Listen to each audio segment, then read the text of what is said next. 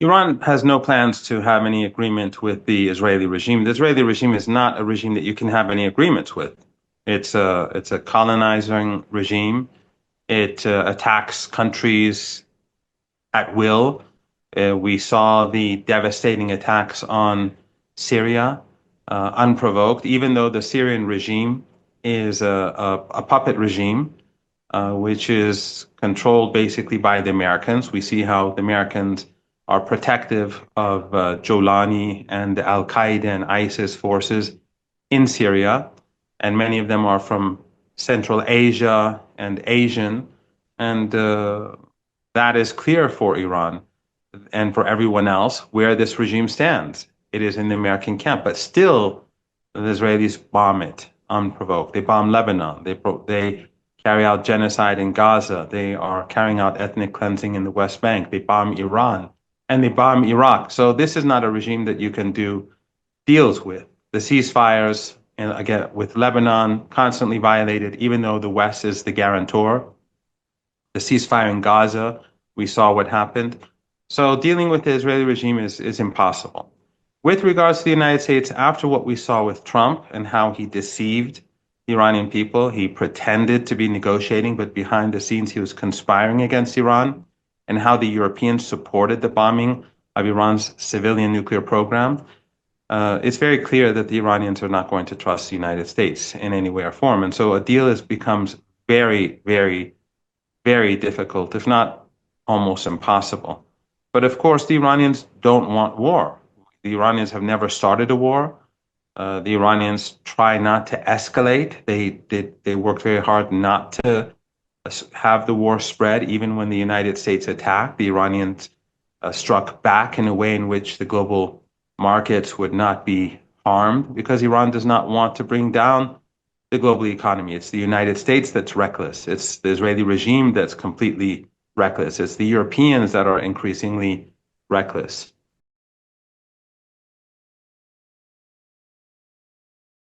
Well, as you know, during the Blitzkrieg attack on day one, they murdered large numbers of Iranian military commanders, many of them along with their families.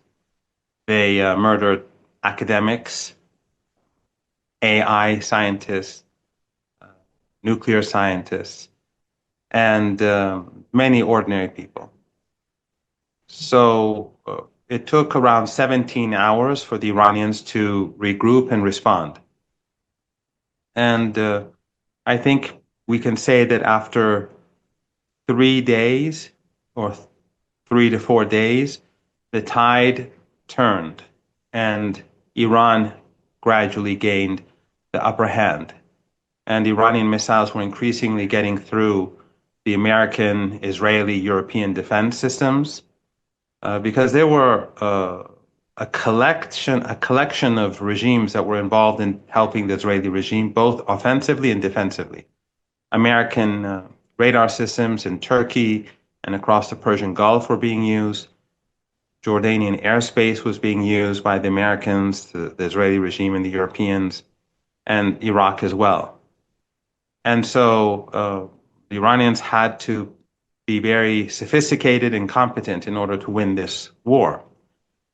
So after a few days, increasingly Iranian missiles were getting through, and the air defense systems across the Israeli regime's realm began to show increasing signs of weakness. So tide began to turn, and then it became increasingly worse for the regime. The Iranian missiles were hitting very sensitive targets, and they were striking across the country. And so Netanyahu approached the Americans. Trump, in order to help him, carried out an airstrike, but that didn't change the situation. The Iranians continued to hammer, and then the Iranians also struck the American base in Qatar. Trump claimed that none of the missiles struck their targets, but it is coming out that actually the missiles did strike their targets, and they were very sensitive targets. So increasingly things got worse. And Netanyahu, when he approached Trump, Trump approached neighboring countries of Iran, to seek their help, the Iranians rejected a, a cessation of hostilities. So the Americans had to give concessions, and ultimately it reached a point where the Americans gave a number of concessions, which for the Iranians were deemed as sufficient. The Iranian people feel that they have won this 12-day imposed war, despite the fact that the Israeli regime, with the support of the US and the entire West, carried out an unprovoked assault, slaughtering many innocent people. In order to target a single person, they would destroy an entire apartment building, slaughtering many children, many women, many ordinary men. But in response, the Iranian missile force and drone force and air defense systems, they gradually gained the upper hand. And as we all know, during the last 3-4 days, the Israeli regime was seeking for a ceasefire or a halt in hostilities. And the Iranians rejected that when they were approached.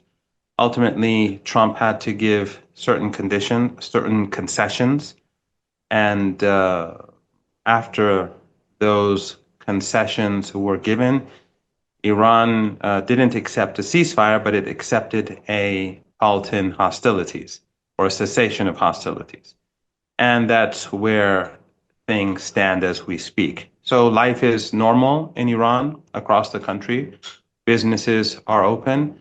And the mood is actually very good because ordinary people feel that they overcame a huge conspiracy by the collective West. And I think that it's very clear to everyone that Iran today is more united than I've seen since Saddam Hussein invaded Iran, again with the support of the West in the 1980s.